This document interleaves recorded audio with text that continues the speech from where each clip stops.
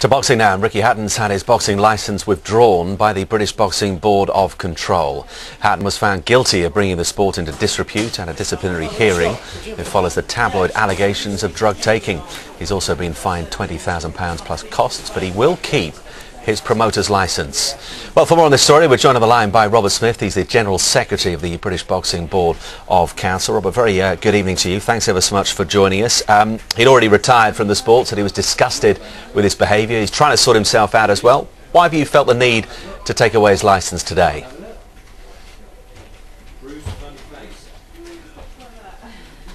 I think we'll come back to Robert. I think he's having problems hearing us at the moment. Apologies about that. As soon as we get that line restored, we'll get Robert's thoughts on why they've taken away that licence and why also he continues to be allowed to promote boxing fights as well. We apologise for the loss of that. Back to that. Hatton's had his boxing licence withdrawn by the British Boxing Board of Control. We're joined on the line now by Robert Smith. He's the General Secretary of the British Boxing Board of Control. I'm hoping he is there this time. Robert, good evening. Good evening.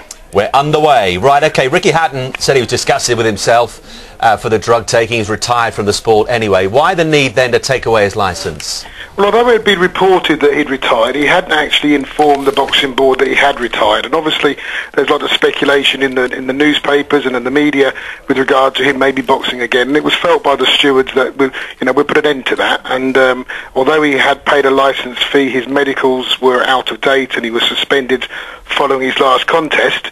So the stewards felt that it was the most sensible thing is to withdraw the licence. Has he now confirmed to you that he is indeed retired?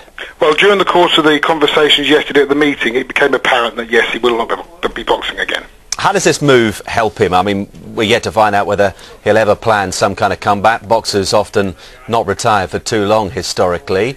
What happens if he wants to make a comeback at some point? Is it now a no-go area, or is there a possibility of this being revoked at some point? Well, it'll be very difficult for him, I think. Obviously with all the stories going on and everything and what he's admitted, I think that would be quite difficult. But he could apply again sometime in the future, and the stewards of the board, who would obviously make the decision whether to grant him a licence, will have to consider it at that point. But at this present time, he's in no fit condition to box.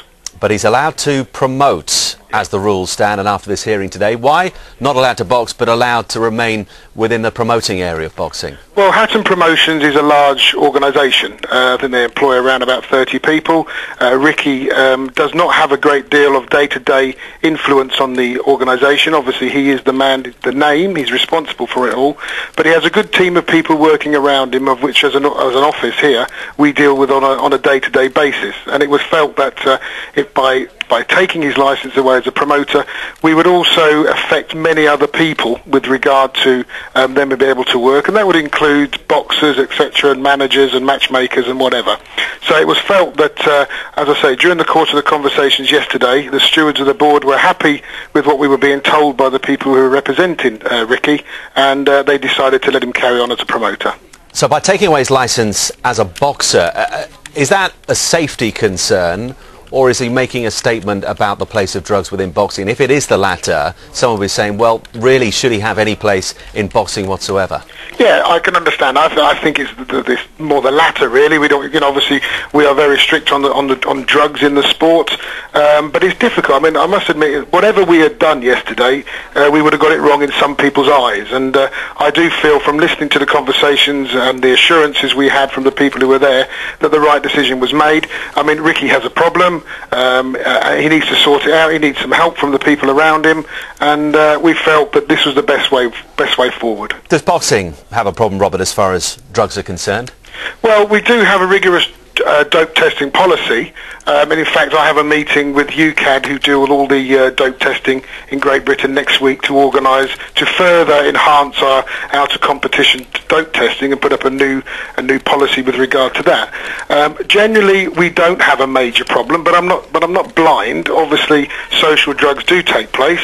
These are young men, and it's not just boxing. I think most sports have this problem now, and obviously we try to address it best we can. And most sports have the problem for all their sportsmen and women is, what do you do once your sporting days are over? It's a problem for everybody, but particularly in boxing, it would appear, looking at the case of Ricky Hatton and others as well, that boxing perhaps has a bigger problem than others. Is enough being done to help boxers make the transition from being right at the peak of their powers and drawing in the big crowds, to then effectively not being the person they once were? Is enough being done? I think it's a very difficult thing to do. You're dealing with mature individuals, I mean, you know, and family men, etc.